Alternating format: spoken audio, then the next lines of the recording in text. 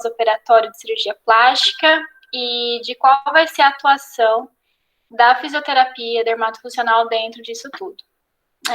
Me chamo Aline Gimelli, eu sou graduada pelo FMS, sou da turma de 2013, fiz a minha pós-graduação em dermatofuncional pelo IBRAT, de Curitiba, e dentro da minha vivência na minha pós, eu me apaixonei pela parte de pré- e pós-operatório da cirurgia plástica, me identifiquei muito com a área, vocês já vão entender o porquê, e depois disso, eu me aprofundei muito em busca de cursos e das tendências mais atuais para os atendimentos dos pacientes que a gente encontra, tá? Desde já me coloco à disposição para sanar todas as dúvidas de vocês. No final eu vou passar meu contato, meu telefone, meu Instagram. Então, se alguém quiser tirar mais alguma dúvida, eu estarei à disposição, tá? Eu vou abrir a apresentação aqui agora só para melhorar o nosso roteiro. Sou um pouco acelerada, então eu vou tentar cuidar isso, para não falar rápido demais. Deixa eu abrir já aqui pra gente.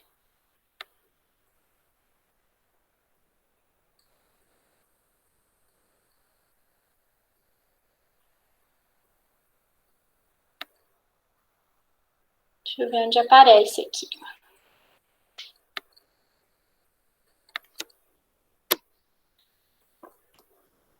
Deixa eu só confirmar com a professora Ana Beatriz se ela está conseguindo ver os slides.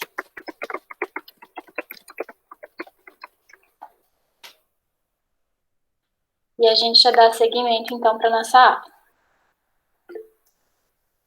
Perfeito, então tá aparecendo bonitinho. Gente, isso aqui é tudo novo, inclusive, para mim, tá? Que a gente tá na área aí e tudo muito novo, né, para todo mundo. Mas, vamos do jeito que dá.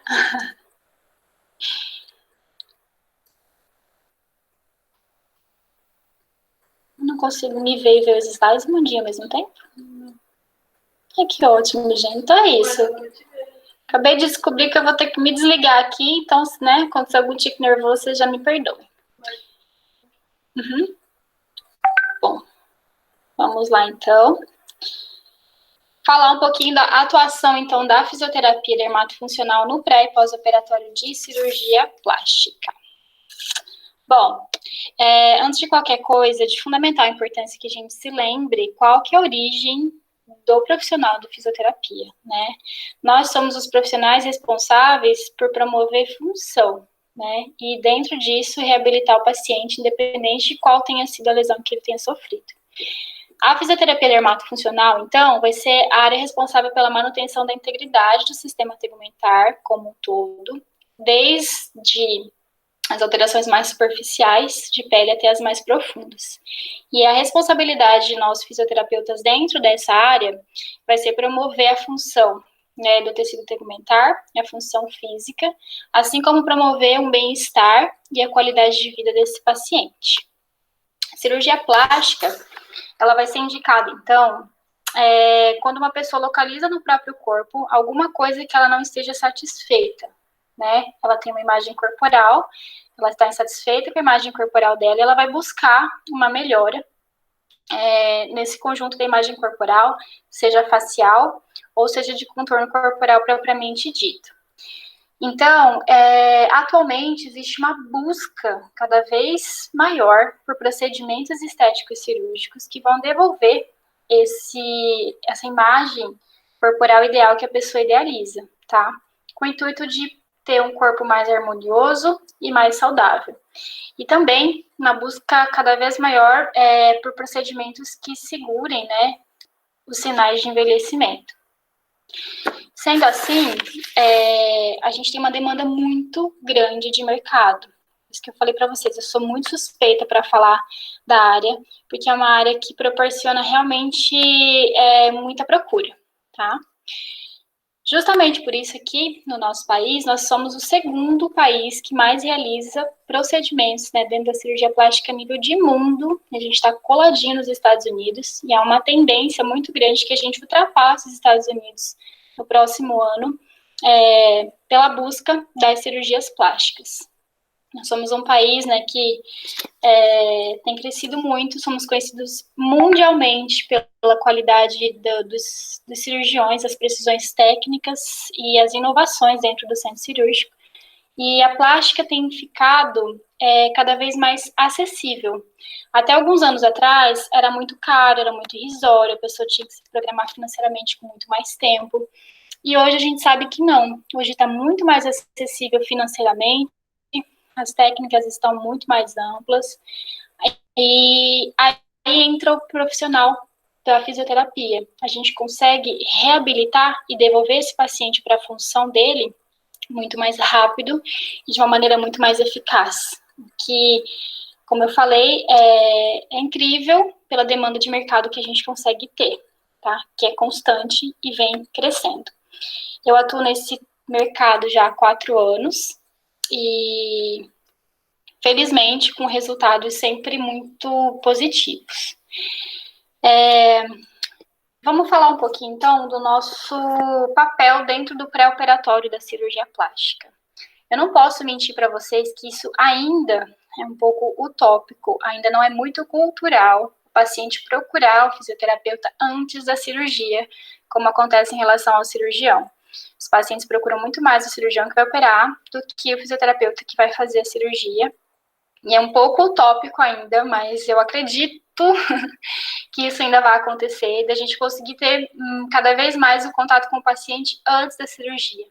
E aí, a gente tem que pensar no alinhamento de expectativas do cirurgião com o paciente, com o nosso trabalho, tá? Desde que seja muito bem alinhado, a gente consegue, né, introduzir aos pouquinhos essa cultura nova da gente conseguir orientar e preparar esse paciente antes mesmo da cirurgia. Então, nosso papel dentro do pré-operatório vai ser basicamente preparar os tecidos desse paciente. Como? A gente pode fazer um trabalho na redução da camada adiposa, a gente pode otimizar o fluxo linfático, já preparando e organizando essa cadeia linfática antes da cirurgia. A gente já vai identificar as limitações desse paciente, avaliar o trofismo, o tônus muscular, se ela já tem alguma alteração postural ou não, tá? Nós podemos já fazer todo um planejamento pós-cirúrgico explicando para o paciente o que vai acontecer com o corpo dele de uma maneira simplificada depois da cirurgia. Já vamos conseguir dar as orientações posturais para que ele faça isso em casa antes mesmo da gente fazer a nossa intervenção, nosso primeiro atendimento. E orientar em relação ao uso das cintas e das placas, que é muito importante também. Muitos pacientes às vezes negligenciam esse cuidado e acabam prejudicando, né, o resultado final da cirurgia por não entender qual a importância do uso. Então, na nossa atuação no pré-operatório, a gente pode entrar, sim, com a eletroterapia, nós podemos preparar todo esse tecido e facilitar, inclusive, o ato cirúrgico para que seja mais satisfatório e o cirurgião consiga não lesionar tanto esse tecido, tá? Lembrando que as cirurgias mais realizadas aqui no Brasil, em primeiro lugar, vem a prótese de aumento ou redução, né, cirurgias da mama, mastopexia. Em segundo lugar, vem a abdominoplastia. E em terceiro lugar, vem a lipoaspiração. A abdômen e a lipo são muito agressivas, então a gente tem uma lesão muito grande de tecido. E é muito importante essa orientação no pré-operatório dessas pacientes. O que vai acontecer, então? Atuando no pré-operatório, a gente conscientiza da importância do acompanhamento adequado no pós-operatório, e aí a gente vai conseguir reduzir o dano estrutural que é inerente de qualquer cirurgia, independente de ser plástico ou não. Então, toda cirurgia, quando ela é realizada, ela acarreta prejuízos na função, e vai ocorrer, sim, um dano estrutural. E dentro disso, a gente precisa entender que a gente pode e deve minimizar, né, as complicações. Então, eu vou trazer aqui para vocês os principais prejuízos, tá, que a gente vai atuar, e depois como. Então, aqui nós temos as principais consequências das cirurgias corporais, principalmente, tá? E eu tô falando a nível de lipoaspiração e de abdominoplastia, que são as mais procuradas e as que deixam mais danos no sentido corporal, tá? Então, a gente vai ter edema, formação dos hematomas, equimoses, a necrose tecidual, a hipoestesia, enfisema cutâneo, retrações cicatriciais, fibroses estão temidas, fibroses, lipomas, seromas e déficit de sensibilidade, além das contraturas musculares. Mas, para a gente entender melhor por que tudo isso acontece, existe uma palavra-chave que todo mundo que deseja, anseia trabalhar nessa área precisa entender, que é a gente falar sobre o tecido cicatricial. Então, gravem isso na cabeça de vocês. Quando vocês passam a entender o que é o tecido cicatricial, fica muito mais fácil vocês entenderem todo o processo de pós-operatório e depois vocês vão conseguir empregar as ferramentas adequadas no tempo adequado. Então, todo tecido que é íntegro, depois que ele passa por uma agressão, né, tudo bem que nesse caso pela estética, pela melhor, né, harmonização do corpo, ele vai sofrer danos e o organismo ele precisa se recuperar, se regenerar e para isso ele vai fazer a formação de um tecido cicatricial. Eu deixei um esqueminha aqui depois para vocês terem mais fácil, mas didaticamente a gente divide a formação desse tecido cicatricial em 3 fases que vocês precisam ter em mente para entender o que está acontecendo com esse organismo, tá? A gente vai ter uma primeira fase, que é a fase inflamatória, que é a fase logo de reação ao trauma, tá? Onde vai começar a desencadear todo o processo para a agregação de plaquetas e reverter a homeostase. Essa fase começa logo que a cirurgia acabou com o sangramento e se prolonga até mais ou menos 72 horas, tá? Lembrando que todas essas fases, elas não acontecem de maneira isolada. Elas se complementam e se sobrepõem, tá? Mas para que a gente entenda, porque cada indivíduo é único, acho que a professora Ana Beatriz bate muito na tecla com vocês, cada pessoa vai reagir de uma maneira, e esse processo de cicatrização vai depender também da técnica cirúrgica, tá? Já vou dar essa pincelada para vocês. Então, essa fase inflamatória vai ser logo a reação ao trauma, tem início quando tem extravasamento do sangue, começa a agregação das plaquetas, para reverter, né, para começar uma homeostase, e ela é proporcional ao dano tecidual. Então, quanto maior e mais agressiva for a cirurgia, maior vai ser a cascata de reação da fase inflamatória e mais intensa, tá? Depois disso, lá pelo terceiro ou quarto dia de pós-operatório, até mais ou menos 2 a 4 semanas, como eu falei, quanto maior a agressão, maior a intensidade, né, dessa fase inflamatória, vem a segunda fase, que é a fase proliferativa. Acho que eu vou voltar ao outro slide que fica mais fácil de vocês entenderem aqui. Deixa eu achar ele aqui. A fase proliferativa vai começar propriamente a síntese do tecido, tá? Propriamente dito. É nessa fase que vai acontecer, de fato, o fechamento da lesão, e ela tem 3 subfases que são muito importantes para vocês entenderem, que é a repilação, a fibroplasia e a angiogênese, né, que é a formação de novos vasos sanguíneos ali. E aí começa dessa fase que eu te falei didaticamente e vai até mais ou menos as 4 semanas. Depois da fase proliferativa, nós vamos passar pela fase da remodelação, ou fase de remodelagem. Essa fase vai ser a tentativa do organismo de depositar material para que esse tecido cicatricial fique próximo do tecido original. Então, o tecido vai se enriquecer muito com fibras de colágeno e adquirir as características de uma cicatriz. Nessa fase é importante vocês lembrarem que existe um componentezinho que vai ser uma diferenciação, que é o famoso miofibroblasto. Então, para você trabalhar com pós-operatório, você tem que entender esse bichinho aí e como ele vai atuar, principalmente da segunda para a terceira fase, da proliferativa para a remodelagem. O miofibroblasto, que vai se diferenciar, depositar esse colágeno, e que vai formar uma cicatriz. Então, a gente precisa entender toda essa sequência de eventos para que a gente consiga conduzir o nosso pós-operatório, tá? Essa terceira fase, ela se inicia por volta do 11º dia e vai até o 40º dia do pós-operatório, tá?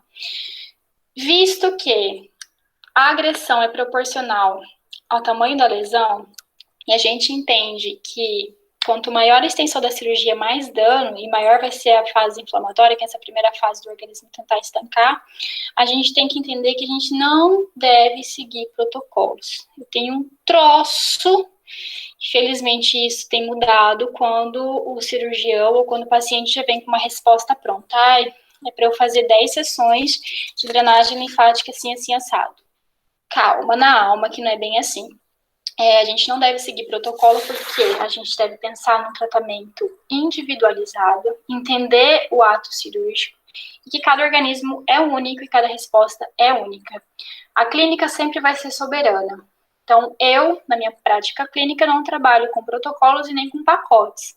É muito frequente, como eu falei, por uma questão cultural, as clientes e pacientes, no caso, né, virem perguntar quanto é o pacote do seu pós-operatório. Eu falo, não trabalho com pacote. E aí eu já começo a plantar a sementinha na cabeça dela, desse diferencial que a gente precisa buscar e proporcionar para ser realmente um profissional ético dentro da nossa conduta, né? Infelizmente, é a minoria dos profissionais que trabalha assim, mas eu acredito muito que com o tempo e com essas mudanças que a gente começa a plantar, vai vir coisa boa. Então, a gente, tendo uma noção do que está acontecendo e não seguindo esses protocolos, a gente vai conseguir conduzir de uma maneira mais sábia as ferramentas que a gente tem e proporcionar um plano de tratamento fisioterapêutico de qualidade, tá? Lembrando que as variáveis de característica do indivíduo e das cirurgias vão predominar nas nossas ações, tá? Então, a gente vai conduzir esse processo de reparo sem estímulos desnecessários, porque o organismo está tentando se recuperar, ele está tentando fazer um novo tecido, né, cicatricial mais próximo do tecido que não foi lesionado. E se a gente prolonga muito essa primeira fase do processo inflamatório, com agentes pró-inflamatórios, a gente vai piorar tudo isso e vai retardar muito a recuperação do paciente. Vamos seguir aqui, gente, porque se deixar eu fico falando 5 dias de pós-operatório. Então, dentro da fisioterapia, a gente tem que entender que a gente tem várias ferramentas, né? Imagina que a gente precisa consertar algo, eu vou lá, vou pegar minha maletinha de ferramentas e eu vou entender, putz, está precisando do quê? Qual é a ferramenta que eu vou usar e em que momento usar, que é o mais importante. Então, a gente vai ter a noção dessas ferramentas e aí a gente vai conseguir empregá-las da maneira mais correta. Quais as perguntas que eu tenho que fazer, então, para eu poder utilizar minha caixinha de ferramentas? Quais alterações funcionais estão presentes nesse paciente? E quais recursos eu tenho em mãos para poder minimizar as alterações?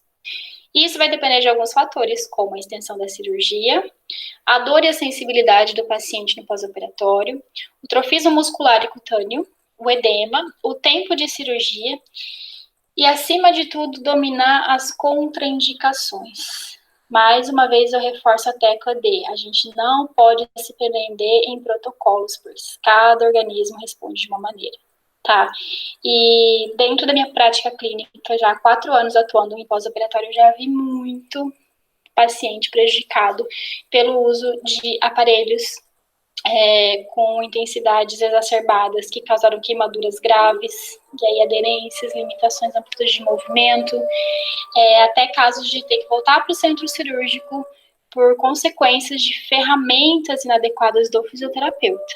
Então, o nosso papel é muito sério, precisa ser muito bem avaliado. Se você não está com segurança, estude antes, né? Não teste nada no seu paciente. Esteja seguro para usar as ferramentas que realmente você sabe que vão funcionar. E por isso é importante a gente sempre se manter atualizado, tá? Nessa área, a todo momento, saem novos estudos, saem novos aparelhos, saem novas terapias. A gente precisa buscar a melhor para que a gente não cause dano. Que aí eu falo sempre para as minhas pacientes. Para mim seria uma negligência deixar de usar o melhor ou usar algo que faça mal. E eu vou trazer para vocês as principais ferramentas que a gente pode utilizar dentro do pós-operatório, depois de como, vou falar um pouquinho de como eu tenho trabalhado nos últimos 3 anos para cá. A primeira delas, então, é a clássica drenagem linfática, que todo mundo acha que a cirurgia, né, pós-cirurgia plástica é drenagem, inclusive, boa parte dos cirurgiões ainda acreditam que o pós é só a cirurgia, a gente sabe que não é. A drenagem linfática, o nome dela já fala, né? A gente vai tirar o excesso do edema, do espaço intersticial, através de uma massagem, que deve ser feita de maneira rítmica, lenta e suave. Então, é muito importante que na fase aguda a gente não faça deslizamentos exacerbados ou movimentos desnecessários para que a gente não cause deiscências, que seriam as aberturas dos pontos, ou para que a gente não faça uma drenagem no sentido errado e acabe encharcando de líquido a área da cicatriz, tá? Que é muito comum também. Então, a gente precisa fazer um estudo dos gânglios que estão íntegros e levar esse excesso de líquido para esses gânglios, tá? Então, a gente vai direcionar o edema para um gânglio proximal à lesão que esteja saudável, como uma via alternativa, evitando, como eu falei, um direcionamento errado e um encharcamento de cicatriz ou uma abertura dos pontos, tá? Essas alterações funcionais do sistema linfático são consequências da cirurgia, então, em todos os casos, vai acontecer sim o edema, e esse edema ele só vai cessar e só vai reduzir lá pelo 40º dia, quando a gente tem uma cessação da produção do cortisol. Então, enquanto estiver produzindo cortisol, enquanto esse organismo estiver em estresse para formar esse tecido cicatricial, estiver, né, machucado, a gente vai ter a formação do edema. Em alguns pacientes mais, em outros menos, e por isso que a gente precisa, então, avaliar a necessidade e quando entrar, né, com a drenagem linfática. Outro ponto importante da drenagem é o vínculo que a gente vai ter com o paciente, tá? É um momento que proporciona, assim, bastante relaxamento, é um momento onde esse paciente, além de todas as alterações físicas que ele tem, de todas as limitações que ele está passando, ele vai ter a dependência das pessoas para cuidar. Então, assim, durante o nosso atendimento, de maneira geral, não só da drenagem, mas eu falo mais especificamente da drenagem por conta do toque, a gente consegue promover um conforto e um relaxamento para o paciente, tá? Então, é uma das técnicas que às vezes eu falo para os meus pacientes, olha, não precisa mais drenar. Aí elas falam, mas eu queria muito, porque dá uma sensação de alívio muito boa, né? Então, a gente tem também que pensar nesse indivíduo como um todo e de dar esse amparo da melhor maneira possível. Então, a gente tem essa drenagem linfática. E, lembrando que tem ainda é muito controverso na literatura em relação à drenagem reversa, mas que eu observo na minha prática clínica que funciona bastante, principalmente no caso da abdominoplastia, que a gente sabe que até o 14º dia, depois que houve um corte, as vias linfáticas ainda estão um pouco desorganizadas, né? Elas foram rompidas. E elas começam a se regenerar do 14º dia em diante.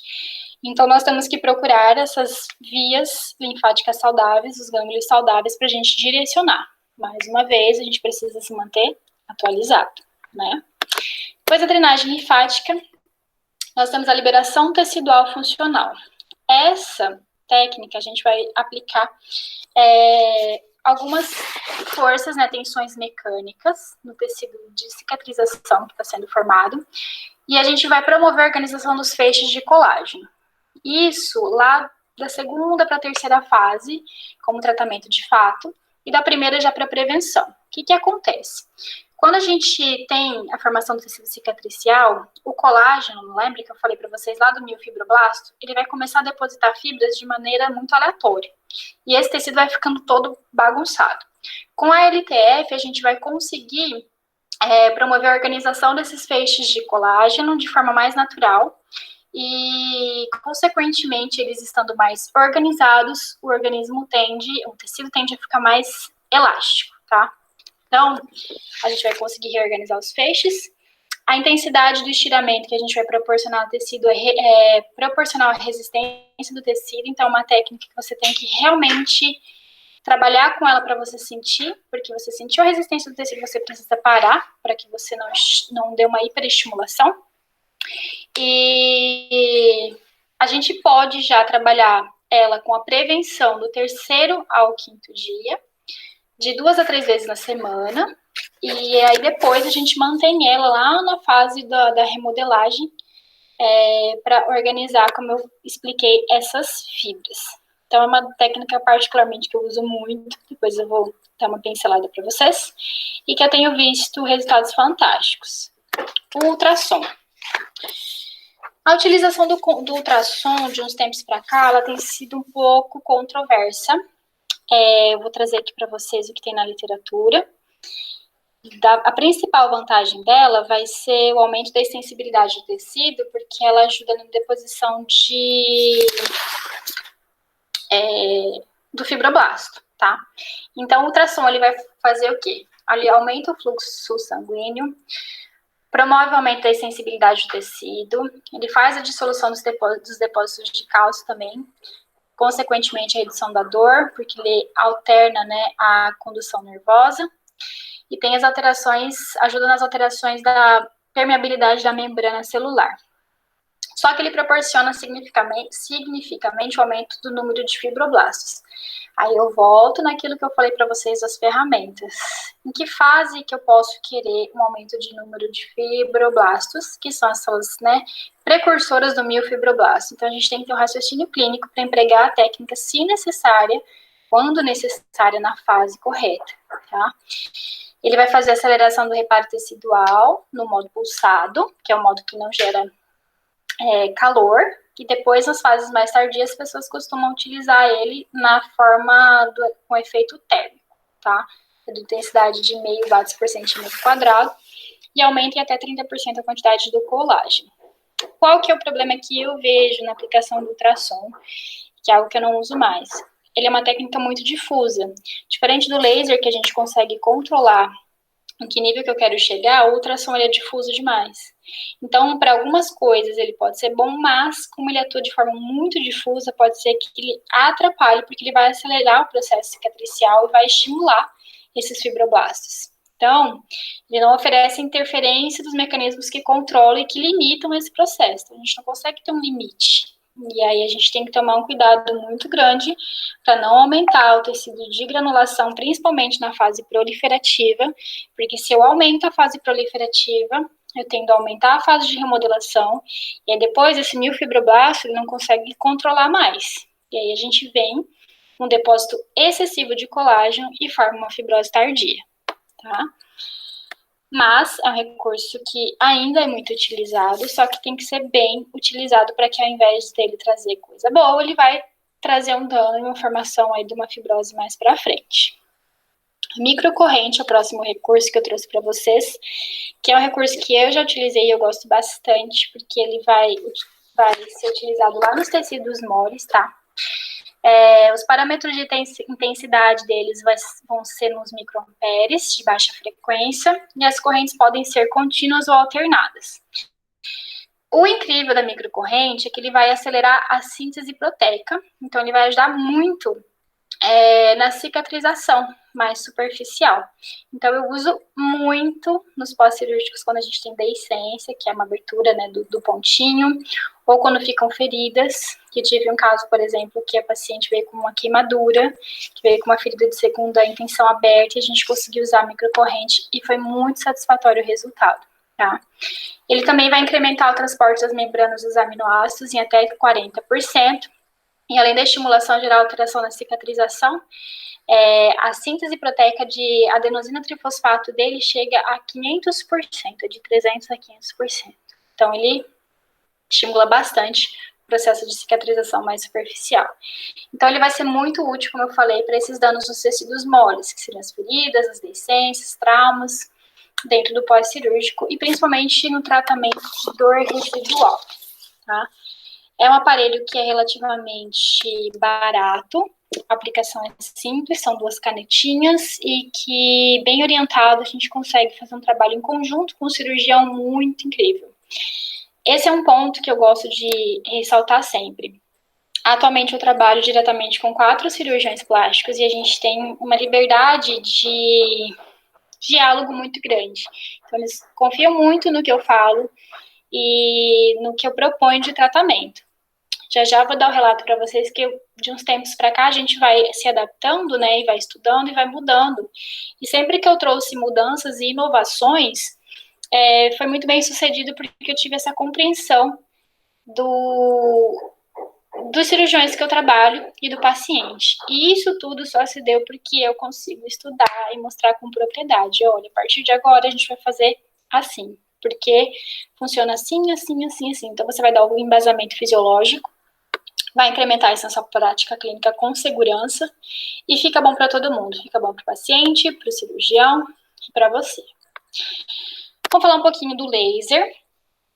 Os lasers que a gente costuma usar na fisioterapia dentro do pós-operatório são de baixa potência, tá? A principal ação deles é ser a reparação tecidual por causa da angiogênese, então ele é bacana para a gente usar na primeira fase para controlar, conduzir, né, a fase inflamatória.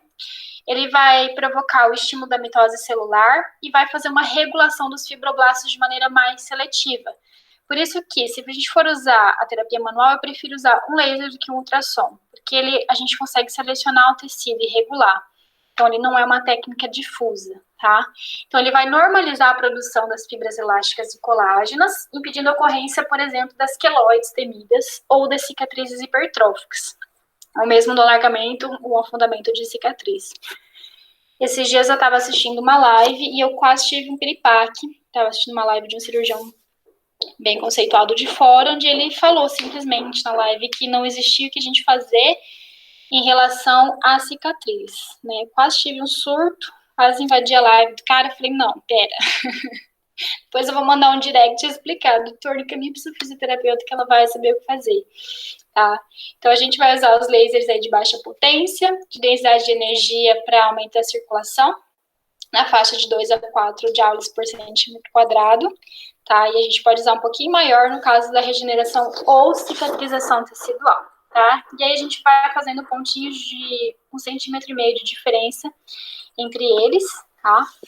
E então varia de acordo com a extensão do tecido que a gente quer tratar, tá? Próxima ferramenta é minha queridinha, que eu trabalho já desde quando eu comecei no pós-operatório, que é a bandagem funcional. Bandagem funcional é a aplicação daquelas faixas compressivas, vocês já devem ter visto em atletas, né, coloridas, que o pessoal usa, nas regiões operadas para mobilizar e orientar o processo cicatricial nas diferentes direções, modificando a estrutura do colágeno cicatricial e vai complementar as outras terapias, seja eletroterapia ou a terapia manual. A bandagem funcional, ela vai fazer 3 funções muito importantes dentro do pós-operatório. E quem vai ditar isso é a diferença de tensão que a gente usa no taping, né, na bandagem. A gente pode fazer a elevação da pele, porque elas têm faixinhas tridimensionais, né, verticais e horizontais, como vocês observaram no tape, vocês vão ver. Essa elevação da pele vai favorecer o direcionamento da linfa, tá? Então, a gente vai conseguir direcionar a linfa melhor. Então, enquanto essa paciente estiver respirando, essa faixinha vai estar atuando, direcionando a linfa para a minha cadeia de gânglios linfáticos principais, que é muito interessante, porque acaba prolongando o efeito da drenagem. Ela vai fazer essa troca de pressão entre a primeira camada, né, da epiderme, da derme e da fáscia, tá? Uma vez que ela vai aderindo na pele, ela atua na abertura e no fechamento desses vasos, né, que vão ser bombeados por meio dos filamentozinhos dela, consequentemente vão reduzir a dor, por redução do edema, e favorece muito também a redução dos hematomas e das equimoses. É incrível a gente aplicando bem precoce nas regiões onde estão com os roxinhos, na verdade na lipo fica bastante, coisa de 3 dias, você consegue perceber que onde a gente aplicou a bandagem, praticamente fica zerada a região, tá? Quando a gente aplica essa bandagem funcional também, a gente pode usar ela para limitação do espaço morto. O espaço morto é aquele espaço que vai ficar entre o músculo e a pele, onde tinha gordura aqui no meio, tá? E aí fica um espacinho ali. Quando a gente coloca essa bandagem funcional com bastante compressão, isso facilita né, essa redução desse espaço, e aí diminui a capacidade de depósito do edema no lugar, tá? Então, é muito interessante a lógica da bandagem, e aí a gente entra com mais uma possibilidade de trabalho, que é a gente entrar no centro cirúrgico para já colocar essa bandagem funcional, principalmente a compressiva. Por quê? Terminou o ato cirúrgico, lembra que eu falei da primeira fase da formação do tecido cicatricial? O organismo vai começar, né, a fazer o reparo e a chamar todas as células para desenvolver toda a cascata, né, da cicatrização. Se a gente reduz o espaço morto, que seria o espaço onde esse líquido iria ficar, né, acumulando, a gente já potencializa e já consegue restringir mais essa primeira fase, tá? Aqui eu tenho acesso, a gente consegue ir para o centro cirúrgico, então a gente precisa estar bem alinhado com a equipe, né, multifunções, então nós, com o cirurgião, com o enfermeiro que vai ser responsável pela colocação dos curativos, tem um tempo de centro cirúrgico que a gente pode usar, as fitas tem que ficar longe da cicatriz para não haver risco de contaminação, mas terminou a cirurgia, enquanto o enfermeiro está finalizando, a gente já coloca toda a bandagem funcional e acaba limitando e potencializando bastante, tá? E além disso, a gente pode usar essas faixinhas também para diminuição das dores musculares, tá? E aí entra naquela ferramenta, como eu falei, lá da ortopedia, que a gente vai conseguir trazer, né, os fundamentos, muitos fundamentos da cinésio, que eu já vou citar, dentro da plástica para facilitar. Então, na maior parte das cirurgias, a gente tem consequências pela postura limitada que o paciente precisa ficar, né? Nos primeiros momentos, a gente tem uma limitação de amplitude de movimento e acaba ficando um pouco mais tenso, o paciente tende a dormir mal, né? Porque está acostumado a dormir de lado ou de bruços, e aí fica com tensões musculares que a gente pode também e deve utilizar outros recursos para tratar. Nunca a gente vai tratar somente a área da cirurgia, isso não existe. A gente precisa entender esse indivíduo como um todo e trazer os melhores recursos para ele dentro daquilo que a gente pode, tá? E aí a gente vai entrar na próxima ferramenta, que é a cinesioterapia. Tá? Então, a utilização do movimento de maneira inteligente no pós-cirurgia plástica é extremamente útil, principalmente para prevenir possíveis aderências, possíveis dores musculares, e aí a gente vai conseguir também, lá, depois da fase de remodelação, prevenir essas aderências, né? Cuidar do trofismo muscular desse paciente, porque numa abdominoplastia, por exemplo, ela vai demorar de 3 a 4 semanas para iniciar, para retomar as atividades leves. Então, a gente precisa conduzir e cuidar também das articulações desse paciente. Principalmente nesse momento em que a gente vai, em acordo com o cirurgião, né, devolvendo as funções dentro das amplitudes de movimento que são permitidas, desde que não acarrete problema para a cirurgia. Então, a gente vai preservar a musculatura e as articulações. E o mais importante da cinésia é que a gente vai conseguir orientar e conduzir esse paciente para retomar as atividades físicas e de vida diária que ele já tinha antes, tá? Como eu falei, a busca pela plástica tem sido algo cada vez mais comum. E nós vivemos em tempos onde todo mundo é muito imediatista. Então, as pessoas querem ficar saradas, curadas o mais rápido possível para voltar para o trabalho o mais rápido possível. Então, assim, respeitando o tempo do organismo, né? E alinhando as expectativas do fisioterapeuta com o paciente, a gente consegue devolver, sim, esse paciente de uma maneira bastante otimizada e com tecido íntegro, né, e funcional, que é o mais importante, não esqueçam dessa palavra, que tem tudo a ver, que é o resumo, né, da nossa profissão. Bom, o planejamento, então, do nosso trabalho vai ser muito variável, vai depender das características que a gente conseguir avaliar, que cabe naquelas perguntinhas que eu citei para vocês. E o mais importante para você realizar a sua avaliação é reconhecer os problemas, né, decorrentes da cirurgia, identificar o tipo e a profundidade dos tecidos que foram envolvidos, entender a natureza da patologia, entender em qual estágio da formação do tecido cicatricial aquele paciente se encontra e reconhecer muito bem as contraindicações de todas as modalidades de tratamento, tá? Aqui eu vou fazer um adendo que é muito comum na prática clínica, eu atender pacientes que já passaram da terceira fase, né, que já deveriam estar bem recuperadas, com o tecido bem organizado, e vêm para mim com fibroses tardias. Então, com algumas técnicas aí de terapia manual, a gente consegue reverter essa fibrose. Então, eu preciso identificar nessa paciente, né? Ela chegou lá no consultório para mim, pós-lipo, depois de 60 dias, né? De 60 dias já não está mais acontecendo o processo cicatricial. Por que ela ficou com essa fibrose aqui? Foi uma extensão, né? Foi um tecido de granulação que ficou muito exacerbado, né? Esse miofibroblasto ficou alimentando muito tempo. Por que acontece, gente? O miofibroblasto, que é a célula precursora lá do depósito de colágeno, ele tem que fazer a parte dele, tem que entrar em apoptose, né, que é a morte celular programada.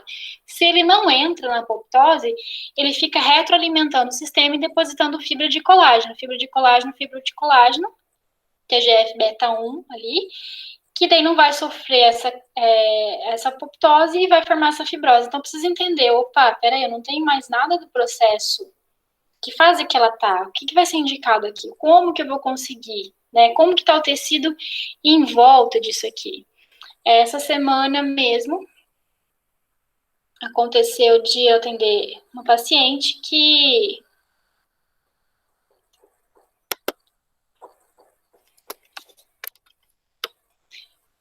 tinha falhado aqui, agora voltou. Ela estava com um edema com quase 70 dias de pós-operatório e não conseguia resolver esse edema, veio do encaminhamento do cirurgião de fora e ele mandou mensagem e falou, não consigo entender o que está acontecendo com ela, que ela não para de inchar. Aí vamos avaliar, marquei uma avaliação com o paciente e eu identifiquei que ainda existiam muitas aderências importantes. Então, a aderência vai ser um bloqueio mecânico. Tem um tecido que está aderido, que está grudado ali, que está impedindo o meu fluxo de linfa. Então, existe, como eu falei, uma hierarquia para a gente entender o que está acontecendo com o tecido e qual a ferramenta que eu vou usar. Aí, no caso dela, eu usei a liberação tecidual. E depois que eu liberei o tecido, que eu deixei ele livre dessas aderências, eu consegui realizar uma drenagem linfática efetiva. E em 2 sessões eu consegui terminar com o problema que veio ao longo aí de 70 dias, né, de pós-cirúrgico.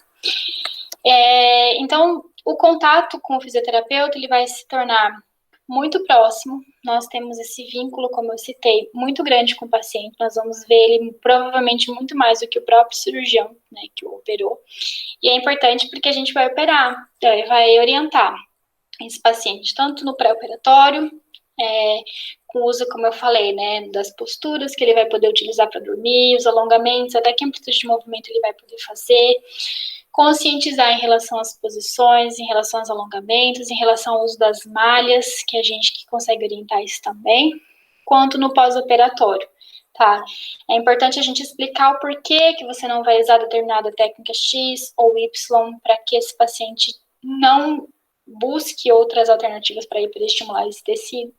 Que isso vai acontecer quando você estuda e fala com propriedade aquilo que você entende, né, dentro da sua prática clínica. E além de tudo, né, como eu falei, usando a cinésio, a gente vai conseguir essa progressão gradual para as atividades de vida diária e as atividades físicas desse paciente, tá? Então, a minha experiência clínica tem sido essa ao longo de 4 anos. Eu sou uma pessoa muito inquieta desde a graduação, eu sempre gostei muito de estar atualizada.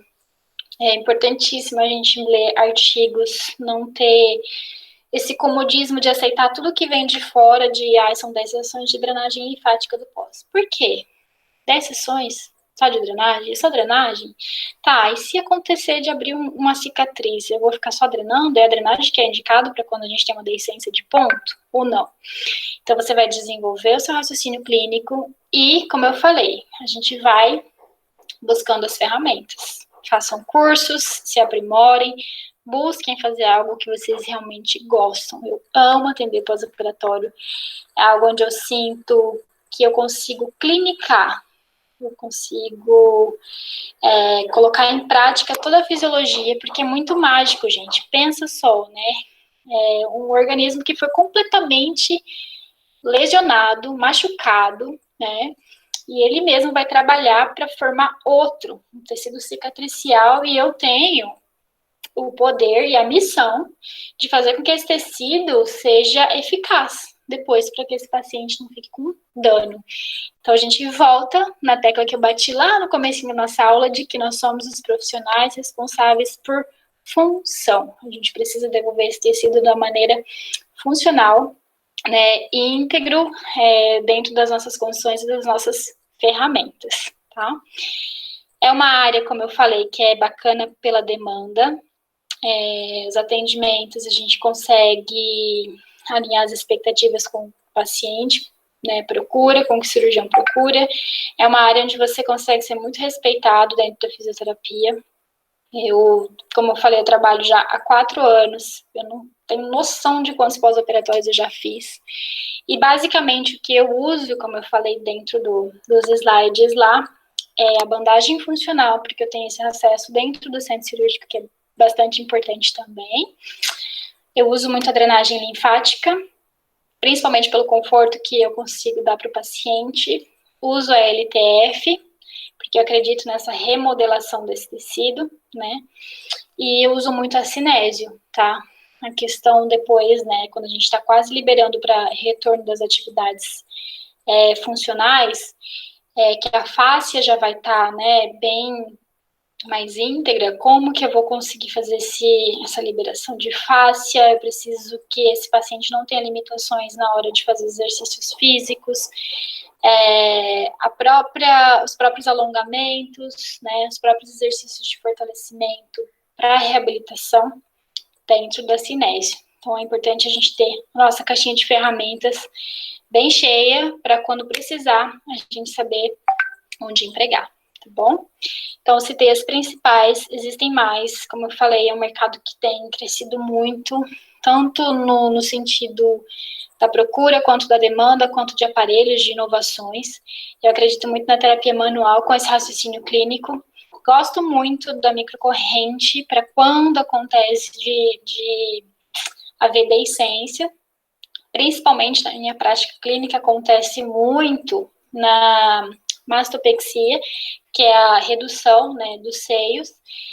E na mastopexia a gente tem uma cicatriz em T, né, então a gente tem uma que é paralela com o feixe muscular e uma perpendicular. Não é regra, mas acontece bastante no encontro desse T, pelas linhas de tensão contrárias, acontece uma pequena deiscência. Então, quando acontece, os cirurgiões com os quais eu trabalho, eles já falam, deixa que a Gemelli vai resolver, e essa autonomia que a gente consegue alcançar e ter dentro da nossa área por dominar o que a gente faz, é muito bom. Esse reconhecimento tanto do seu paciente, né, quanto dos cirurgiões, essa confiança e esse alinhamento de expectativas é muito importante, certo? Então, se mantenham curiosos, se mantenham informados e se mantenham atualizados. Eu espero não ter falado rápido demais, porque é um assunto que falei para a professora Beatriz, nossa, se a gente fosse falar só de fibrose, eu poderia ficar uma tarde aqui, se a gente fosse falar só de drenagem, eu poderia ficar outra tarde aqui. Espero que vocês tenham gostado. Eu espero que, se vocês tiverem dúvidas, vocês podem me mandar por e-mail, ou pelo WhatsApp, ou lá no Instagram. O meu Instagram tá @nini.gemelli, com 2 L's e I. Pode me mandar um direct lá depois. E qualquer dúvida, eu me coloco à disposição de vocês. Mais uma vez, agradecer a professora Ana Beatriz pelo convite. Fiquei muito honrada por já ter sido aluna e por agora poder voltar e compartilhar um pouquinho do meu conhecimento com vocês. E aí, eu que agradeço. Muito obrigada. Eu que agradeço. Você está me ouvindo? Eu estou. Eu quero te agradecer. Eu quero te agradecer pela participação na disciplina de fisioterapia dermatofuncional. Quero dizer que a gente também tem muito orgulho de você, né? Por ser prata da casa, né? Ter saído lá, primeira turma, né? Segunda turma, né? Segunda, né? Segunda turma, gente. Olha, pessoa pioneira. E tá atuando na área, né? E é reconhecida, assim, por a sua atuação. Então, assim, muito obrigada. Acho super importante eles terem essa noção, né? A gente tá trabalhando com eles a questão de emagrecimento, de cirurgia bariátrica, e agora a gente entra, então, na cirurgia plástica em si. Sim. Então, o fisioterapeuta ele é um profissional muito importante para evitar essas complicações, né? De necrose, deiscência, tudo isso que você falou, né? equimoses. E lembrando também que a gente tem que sempre estar atento à parte nutricional do paciente. Isso que Com vai estar certeza. muito vai refletir bastante na qualidade, né, da pele. E então sempre estar junto ali com a nutrição para estar vendo essa parte. Mas você falou um pouquinho de tudo, né? De tudo que a gente tem. É isso que eu queria, é isso que eu pedi, para a gente ter uma noção. uma noção de tudo, assim, todos os recursos que a fisioterapia pode estar usando. São Eu quero infinitos, te né? agradecer e dizer que a gente está sempre contando com você, tá? Com certeza. Toda vez que a gente oferece a disciplina, a gente faz questão de dar algum tópico, alguma coisa, de ter a participação, assim, das pessoas que realmente estão atuando na prática.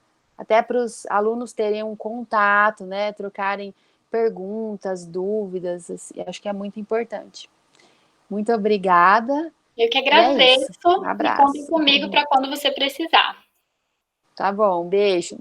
Beijo, gente. Obrigada. E aproveita a Tchau, professora tchau. Ana, viu, gente? Que depois faz falta, dá saudade. Ó, eu vou interromper.